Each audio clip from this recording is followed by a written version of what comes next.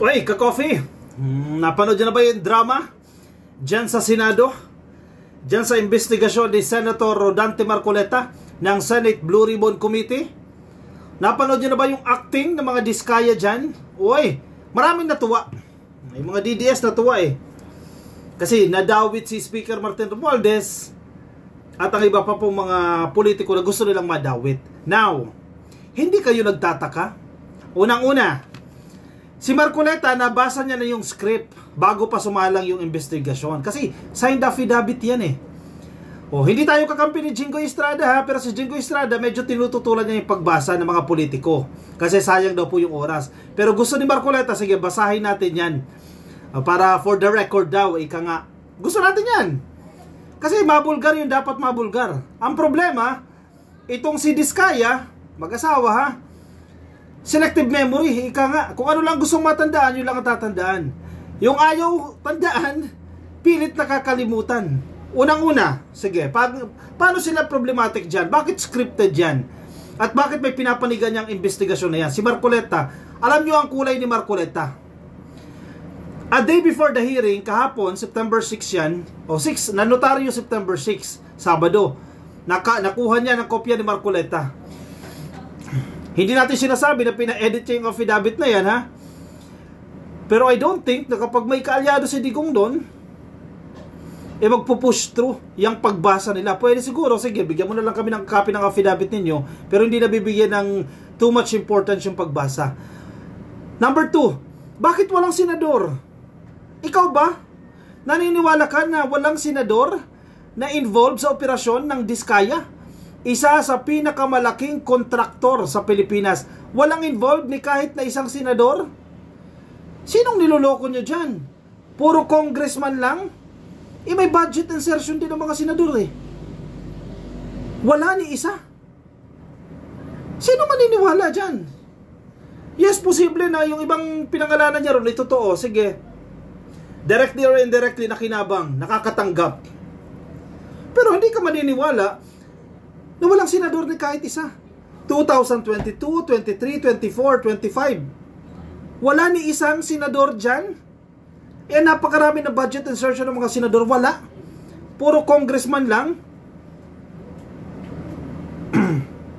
Problematic yan. Example, sige, pinangalanan niya dyan sa House of Representatives. Marcy Teodoro. Si Marcy Teodoro, 9 years yan na mayor. Kauupo lang yan na congressman. Tapos, nadawit agad. Ikauupo lang yan.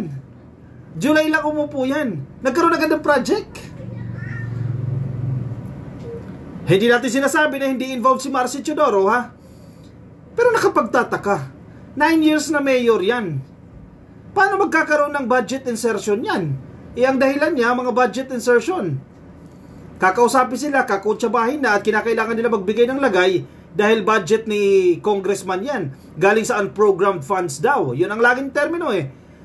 So sa case ni Marcy Teodoro, paano siya magkakaroon ng budget mula sa unprogrammed? Ikakaupo niya lang. Dahil natapos niya yung 3 termino bilang mayor ng Marikina. Problematic agad yan. Yung ibang mga si congressman na nabanggit, nagsalita na din. Definitely, i-deny nila yan. Wala tayong pakialam kung i-deny nila yan o hindi. Doon lang tayo sa totoo. Kung totoong involved sila, okay, ipakita ninyo yung ebidensya. Kasuhan ninyo. Kaya nga sinasabi natin, in a way, hindi ganoon nakakatulong itong investigasyon na to in aid of legislation eh. Kasi nagiging grandstanding lang ito eh. After this, after ng revelation, what will happen next? 1 week, 2 days, matatabunan ng issue. May panibagong issue na. Wala na, nabura na. As compared kung yung mga ebidensya na yan, mga pag-amin na yan, nasa korte. Kung nasa korte yan, ayan, nakapending yan. Didinggin yan at babalik-balikan. Sige, in a way, nakakatulong itong investigasyon in aid of legislation supposedly, no? Para gawin yung mga batas. In a way, yes, sige, napapahiya yung mga dapat mapahiya at nakatutulong din naman, halimbawa mga Diskaya, o nadideserve nila ngayon yung mga bashing sa kanila dahil sa pinaggagawa nila. Umamid din naman siya eh. Na kinukurap nila yung budget eh.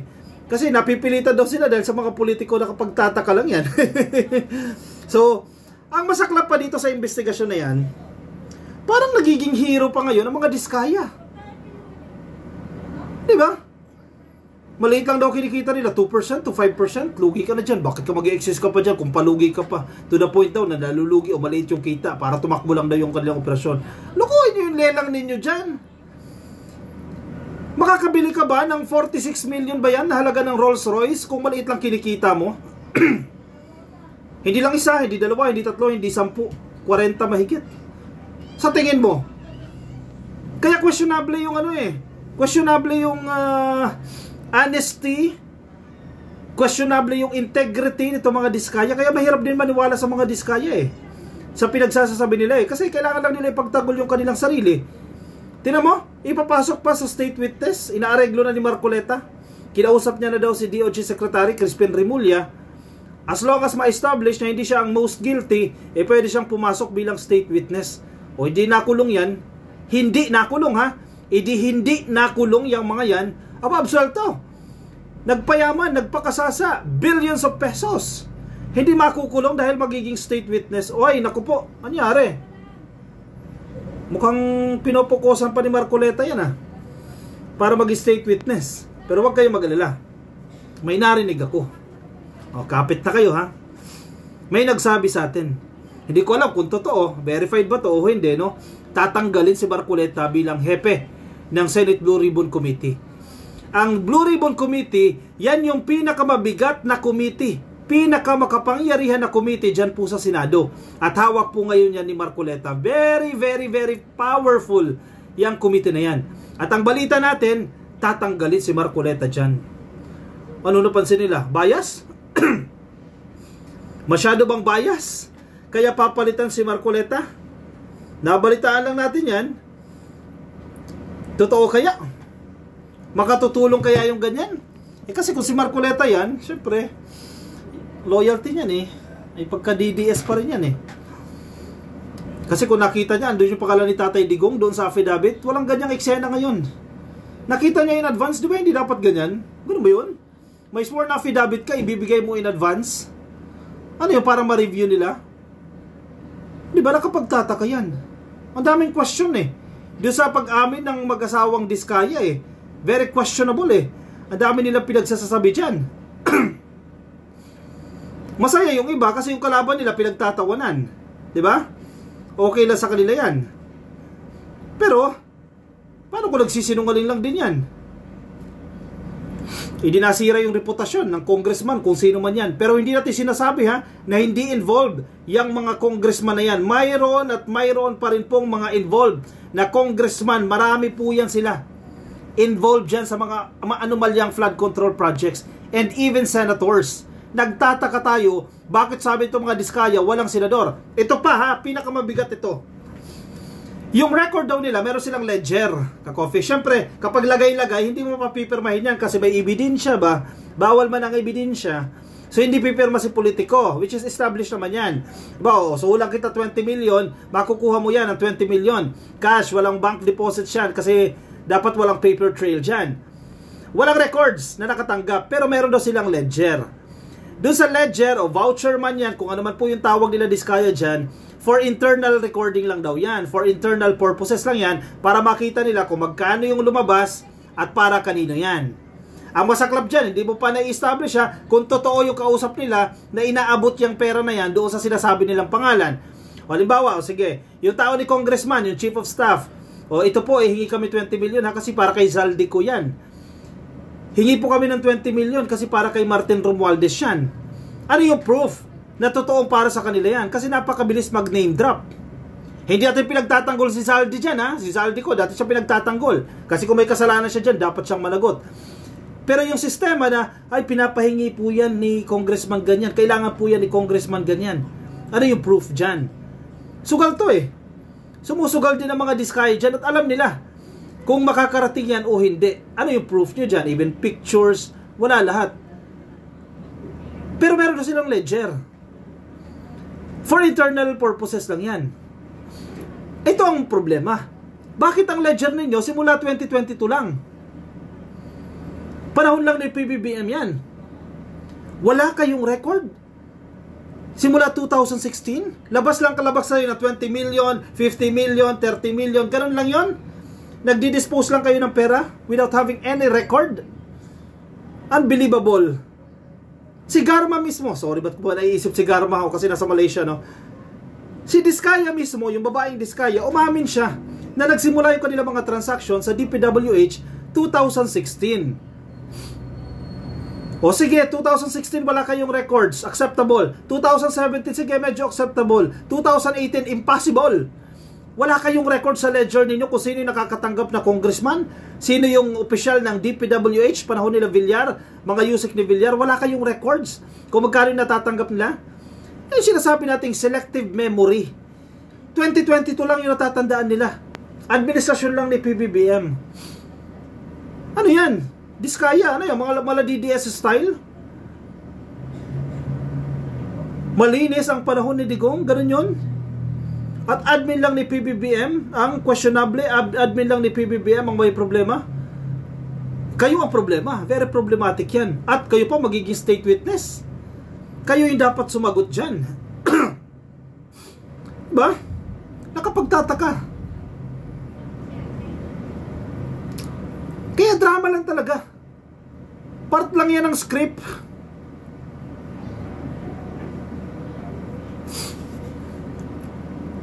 Oh, enabled dyan ng mga DDS.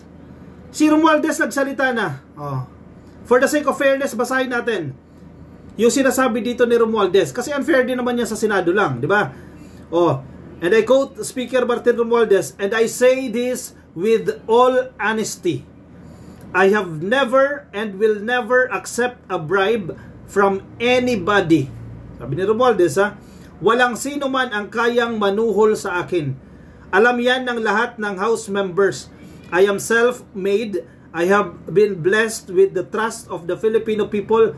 I do not need and will never allow myself to be corrupted by money that does not belong to me.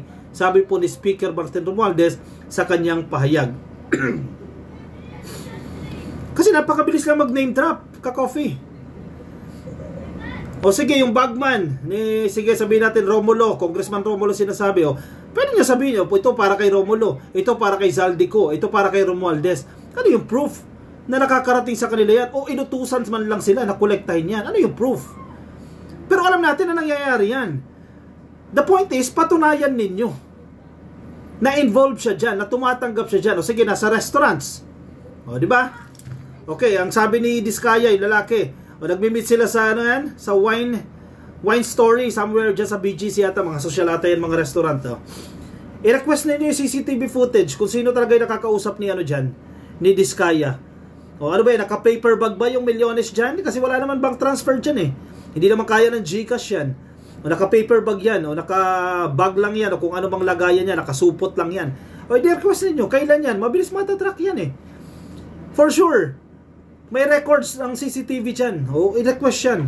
Kung totoong i-investigahan talaga ha, kung hindi for the show lang itong investigasyon na yan dyan sa Senado, mabilis lang yan.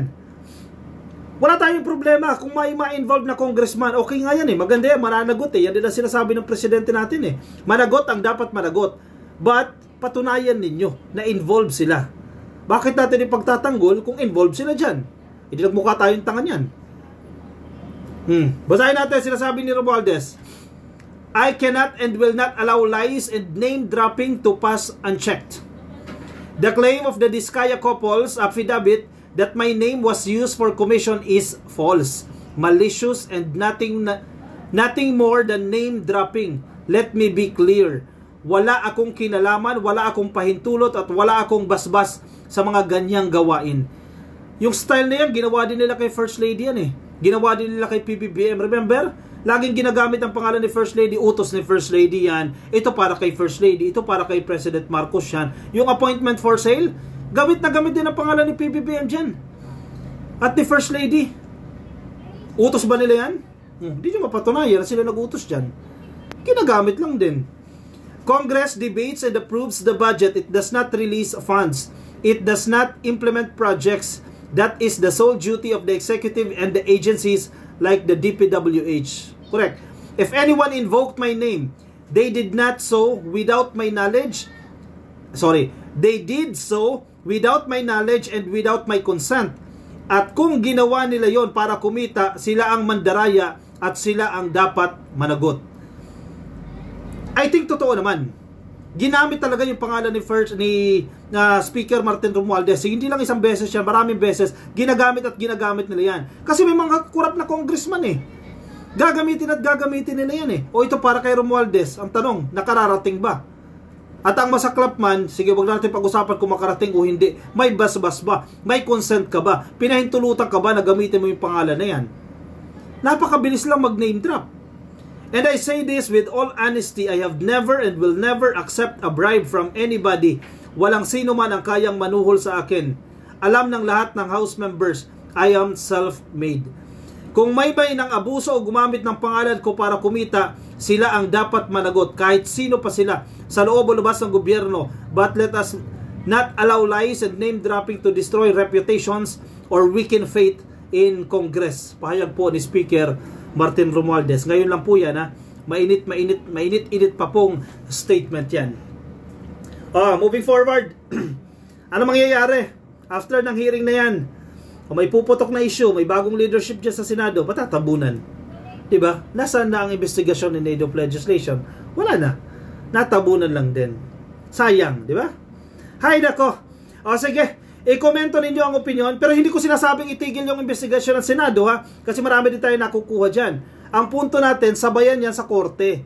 Para managot ang dapat managot, hindi mapahiya lang. Kasi mapahiya lang yan, wala makakalimutan din ng tao. Sa korte, makukulong yan. That's the proper court, no? Sige. I-komento po ang inyong opinion, reaction, mga nais nyo po sabihin dyan sa comment section para mabasa po yan ng iba natin mga ka-coffee. Yung mga nasa Facebook, pasuyin na lang please, like and follow, YouTube subscribe, TikTok subscribe na rin po kayo, at magkita-kita tayo ka-coffee sa aking next video. Maraming ganap ngayong araw, Lunes, September 8, napakaraming ganap ngayon. Kaya antabay lang po kayo dito sa ating YouTube channel, Facebook and TikTok. Bye-bye ka-coffee, see you later.